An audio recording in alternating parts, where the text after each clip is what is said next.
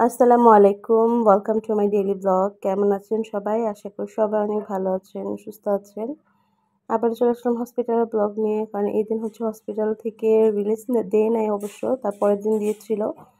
তো এখানে ১ম এ এক হাতে ক্যানেলটা খুলে দিয়েছিল আপুটা, আর আপুটা খুবই ভালো ছিল, লিমা আপু।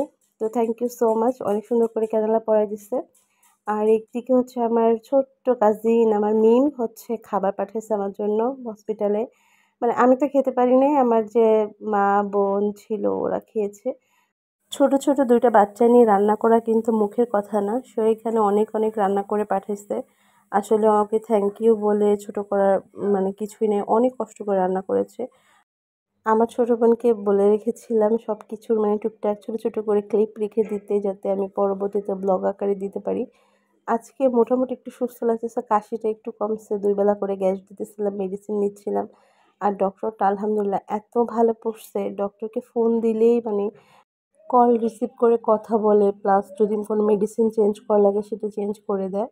আর এখানে আমরা সবাই হাসতেছিলাম। ও হচ্ছে চকোলেটের একটা কৌটাতে বাচ্চার যে মানে আমার বেবিরা যে চকলেট খায় সেখানে মানে সেই কৌটার মধ্যে মায়ের জন্য লবণ পাঠিয়ে দিছে। মা বলছিল লবণ পাঠানোর জন্য। তো এটা দেখে আসলে মানে খুবই হাসি পাচ্ছিল। ওর এত বুদ্ধি কবে থেকে হলো? এত ছোট মানুষ এত মানে মানে বুদ্ধি খাটায় কাজ করছে, সেইজন্য অনেক, অনেক মানে মজা করতেছিলাম আমরা। তো এখানে আবার হসপিটাল থেকে পরের দিন বিকালের জন্য ইফতারি পাঠায় দিছে। ওরা সবাই ইফতার করে নিয়ে তারপর হচ্ছে আমাকে রাতের খাবার খাইয়ে দিচ্ছে আমার বোন। আজকে আসলে জাউ ভাত পাই নাই। জাউ ভাত খেতে বলছিল। পরে মানে বাসায় ওর মিম যে খাবারগুলা পাঠাইছিল ওখান থেকে অল্প পরিমাণে ঝোল দিয়ে হচ্ছে খাইয়ে দিয়েছিল। সবসময় তো স্যুপ ভালো লাগে না। পরের দিন তারপর আবার সেই সকালবেলা আবার স্যুপ খাইলাম। আর এখানে হচ্ছে আমরা তো হসপিটাল থেকে চলে যাব। সব টাকা-পয়সা মানে গুনে নিচ্ছে, হিসাব করে নিচ্ছে কত আসলো বিল। তো এখানে হচ্ছে ভালোই অনেক টাকাই আসছে। মানে সবকিছু মিলায়া প্রায় অনেক, অনেক বলা যায় হিউজ অ্যামাউন্ট চলে গেছে। ক্লিনিক বললে তো আর এইসব অপারেশন একটু এক্সপেনসিভ, এগুলোতে একটু মানে টাকা-পয়সা খরচ হবেই।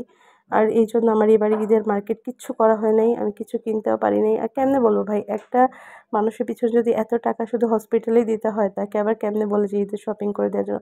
তারপরও ঘ্যান, ঘ্যান করতেছি, বলতেছি সেই একটা মেয়ে যে বাসায় চইলা গেছিল ঈদের শপিং করার জন্য, আমিও কিন্তু ছাদের উপরে যেয়ে বসে থাকবো, নামবো না। এগুলো মজা করতেছিলাম। তো এখানে গাড়ি চলে আসছে, বাসার উদ্দেশ্যে চলে যাবো এখন। আসলে এখনো খুবই অসুস্থ, ধরে, ধরে উঠাইতে হইছে। তারপরেই তো আমার একটা কাজিন চলে আসছে আমাকে দেখার জন্য। ও হচ্ছে পুলিশে জব করে, তো ও চলে আসছে।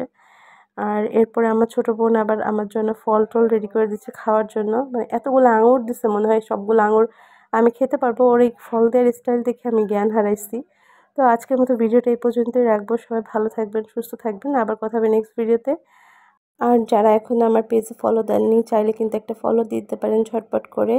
আর আমার জন্য অনেক, অনেক দোয়া করবেন যেন তাড়াতাড়ি করে সুস্থ হয়ে যাই। আল্লাহ হাফেজ।